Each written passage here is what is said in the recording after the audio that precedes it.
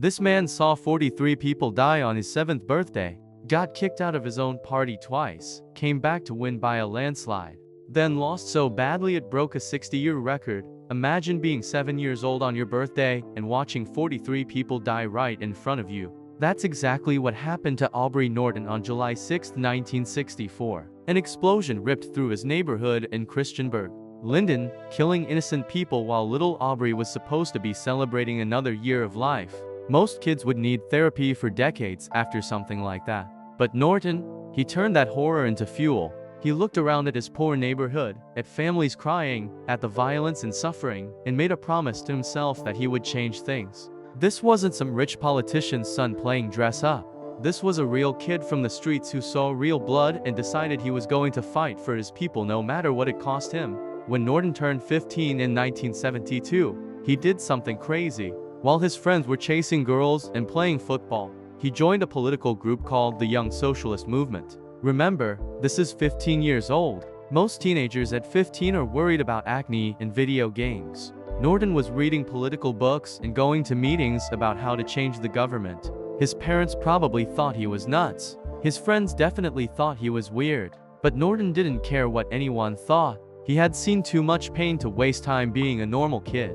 He studied hard, listened to the older members, asked questions, and learned everything he could about politics and power. By the time Norton hit 28 years old in 1985, he had already done something most politicians never achieve in their entire lives. The United Nations picked him as an official youth delegate to represent young people at the General Assembly during the International Year of Youth. Picture that scene for a second. Norton, just 28, walking into the United Nations building in New York with all those flags outside, sitting in rooms with diplomats from every country on earth, speaking on behalf of young people everywhere. That's not luck. That's pure talent and hard work paying off. But Norton knew something important. Passion alone wouldn't be enough. He needed education. He needed credentials. He needed to know more than everyone else in the room. So Norton packed a bag and flew to Cuba. This wasn't a vacation. Cuba back then was communist, serious, strict. But they had good schools, and Norton enrolled at Julio Antonio Mella College where he earned his diploma in political science. He studied Marx, Engels, Lenin, all the revolutionary thinkers. He learned about class struggle, about workers' rights, about how rich people keep poor people down. When he came back to Guyana, he went straight to the University of Guyana and got his bachelor's degree in political science. But Norton still wasn't satisfied. He wanted more knowledge, more training, more ammunition for the battles ahead. He flew all the way to England and enrolled at the University of Kent. In 1994, he walked across that stage and received his master's degree in international relations. Now Norton wasn't just passionate, he was dangerous. He had the fire, the education, and the understanding of how the world really worked. In 1997, everything changed for Norton. At just 40 years old, he became the General Secretary of the People's National Congress Reform. This is like becoming vice president of a huge company when you're still young. The PNCR was massive, powerful, connected. They had been running Guyana for years. And now Norton, the kid from Christiansburg who saw people die on his birthday, was one of the top bosses. He was one of the youngest general secretaries ever. From 1998 through 2006, Norton sat in Parliament making laws, giving speeches, controlling votes. He was living the dream. Money, power, respect, he had it all. Young politicians looked up to him. Old politicians had to listen to him. Norton seemed unstoppable. Then everything fell apart. Desmond Hoyt was a big deal in the party. Really big. And Hoyt decided Norton had to go. Just like that, Norton got fired as General Secretary. Why? Some people say Norton didn't dress right. He still hung out on street corners with regular people. He still wore his shirt untucked sometimes. He drank with working class folks instead of sipping wine with rich donors. Hoyt reportedly told people that Norton looked like a street thug, not a proper politician. Norton refused to change who he was, and that refusal cost him everything. Getting fired was just the beginning of his nightmare. Then 2009 happened, and things got way worse. Norton accused Robert Corbyn, another huge party boss, of stealing money. Norton didn't whisper about it, he said it loud and clear. Fraud, corruption, theft. Those are fighting words in politics. Corbyn went nuclear. He sued Norton for libel, which means lying about someone to destroy their reputation. The lawsuit dragged Norton through the mud. His name was in newspapers for all the wrong reasons. Party members who had been his friends suddenly wouldn't return his calls. And then the party executive expelled him. They literally kicked him out of the leadership circle. From 2011 to 2015, Norton was a ghost. The party didn't give him a seat in parliament. He wasn't in government. He wasn't making decisions. He was nobody. In 2014, Norton tried something desperate. He challenged for party leadership against David Granger. Norton thought maybe party members would remember the good times, remember what he had accomplished, remember that he fought for working people.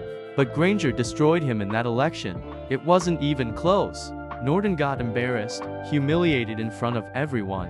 For most politicians, that's the end. You lose that badly, you retire, you go get a job at a law firm or become a professor. But Norton didn't quit. In 2015, Granger gave him a small job as presidential advisor on youth empowerment. It wasn't real power, but it was something. Norton took it. He spent years in that position, staying quiet, working with young people, plotting his comeback. From 2020 to 2021, Norton worked as executive director under opposition leader Joseph Harman. He was back inside the building, back in the conversations, back in the game. Then December 2021 arrived, and Norton pulled off the impossible. In the party leadership election, Norton didn't just win, he crushed everyone. Out of 1,200 votes cast, Norton got 967. That's almost 80%. The same party that kicked him out, humiliated him, and treated him like garbage had just given him total control. Norton was back, and this time nobody could stop him. On April 13, 2022, Norton got appointed to the National Assembly. 24 hours later, on April 14th, he became leader of the opposition. After more than 10 years wandering in the desert, Norton was now the second most powerful politician in the country. He was the official challenger to the government, and Norton came out swinging. He immediately attacked President Irfan Ali, calling him illegitimate. Norton said the 2020 elections were rigged, fake, stolen. He refused to shake the president's hand when they met in public. That handshake refusal became huge news. People argued about whether Norton was brave or just rude. But Norton didn't care. He had a message to send, and he sent it loud and clear. Norton's promises to the people were simple and direct. He said Guyana was making billions from oil, and every single citizen should get their share directly. Not complicated programs, not government bureaucracy, just cash in your bank account, predictable and guaranteed. When he talked about healthcare, he didn't use fancy medical terms. He promised dialysis centers everywhere so people with kidney problems wouldn't have to die because they lived too far from treatment. He promised the government would sponsor athletes and build sports facilities. He promised early childhood centers in every neighborhood so parents could work while knowing their kids were safe and learning. These weren't abstract ideas. These were real things people could picture and want, but Norton's leadership hit problems fast. In May 2025, Parliament was debating something super important: Venezuela claiming that part of Guyana belongs to them. This is serious business. This could mean war. This could mean losing territory. Everyone needed to be unified and strong. And right in the middle of the debate, Norton stood up and walked out. He just left. Government officials went crazy. They called him immature, childish, unpatriotic. They said he wasn't really defending Guyana's sovereignty. Norton defended himself, but the damage was done. People started wondering if he was really ready to lead. Then came the resignations, and they were brutal. Germaine Figuera, a senior party member, resigned. Amanza Walton Desir resigned. Tabitha Sarabo Halley resigned. Dawn Hastings Williams resigned.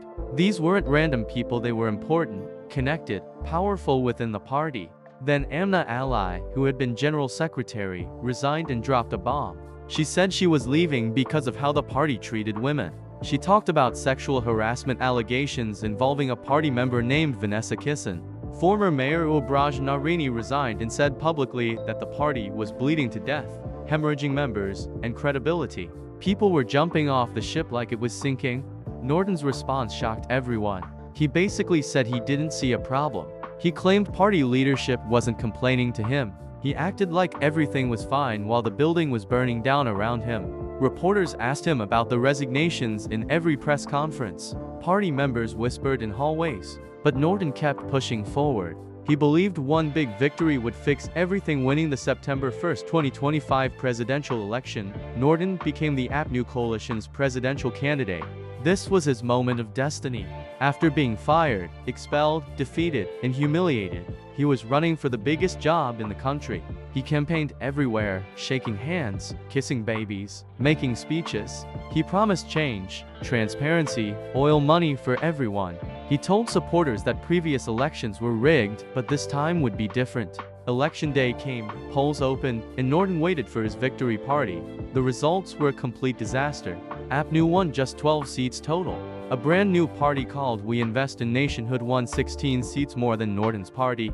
The ruling PPRC party won 36 seats, which meant they won easily. But here's the really painful part: Norton lost Region 10. This is the Peakers' home base, their stronghold, the place they should win even in their sleep. And they lost it. Political experts said this was the worst PCCR performance since 1966. That's almost 60 years. Norton had just led his party to a historic humiliation. Norton immediately claimed the election was rigged. He demanded recounts. He demanded forensic audits. He said the voting wasn't free and fair. International observers who watched the election said everything looked legitimate, but Norton wouldn't accept it. Some supporters believed him and said the system was corrupt. Other supporters abandoned him and said he ran a terrible campaign and couldn't admit he lost fair and square. Pressure built for Norton to resign as party leader. The same people who gave him 967 votes in December 2021 were now saying he needed to go. Norton made a shocking announcement: he would not run for president again. He was stepping aside and letting Terence Campbell lead the APNU members in parliament. Norton himself wouldn't return to the National Assembly. Instead, he said he would rebuild the party, work with young people, and fix the party structure. Here's what makes Norton's story fascinating even after this crushing defeat. Despite everything, the losses, the expulsions, the electoral disaster, people still say one thing about him that matters more than anything else. They call him honest. Even people who hate Norton's politics, even people who think he's a terrible leader, admit that Norton has never stolen money. He's never been caught in a corruption scandal. He's not owned by oil companies or foreign governments. In a part of the world where politicians regularly get arrested for taking bribes, Norton's hands are clean. That integrity is rare and valuable. Norton's ability to survive is also legendary. He fought against two powerful party leaders, Desmond Hoyt and Robert Corbyn, and both wanted him destroyed. Both kicked him out.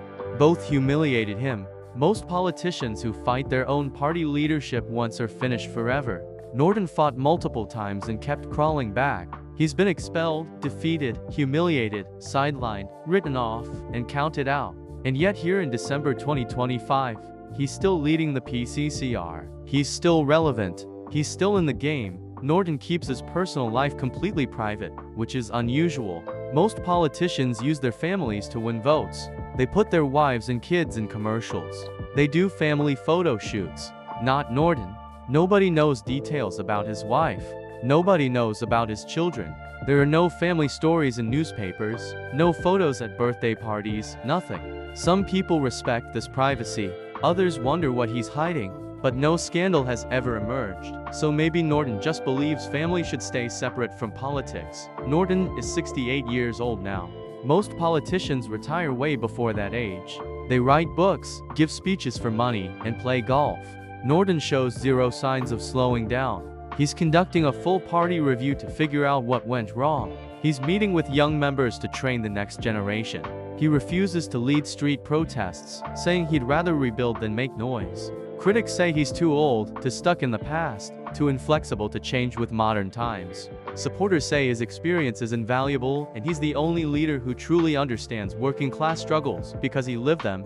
The big question now is what happens next for Aubrey Norton. He promised not to run for president again, but he's still party leader. He could spend years rebuilding the PCCR and training younger politicians. He could resign completely and let fresh faces take over. He could stay in the background as an advisor and power broker, or knowing Norton's incredible history of surviving and coming back from the dead, he could pull off another miracle resurrection that shocks everyone again. Norton's story isn't about winning or losing. It's about refusing to quit when everyone tells you it's over. Most people give up after one big failure. Norton has failed multiple times and keeps fighting. He's been called a street thug, a communist, an ideologue, stubborn, and difficult. He's also been called a man of integrity, a fighter for workers, and a survivor. Whatever you think about his politics, you cannot deny that Aubrey Norton has lived one of the wildest political lives in Guyana's modern history. From that 7-year-old boy watching people die on his birthday to the 68-year-old leader rebuilding after the worst defeat in decades, Norton has never stopped fighting. Stay with us because this story has more twists coming. Norton has shocked the world before and might have one more surprise left in him.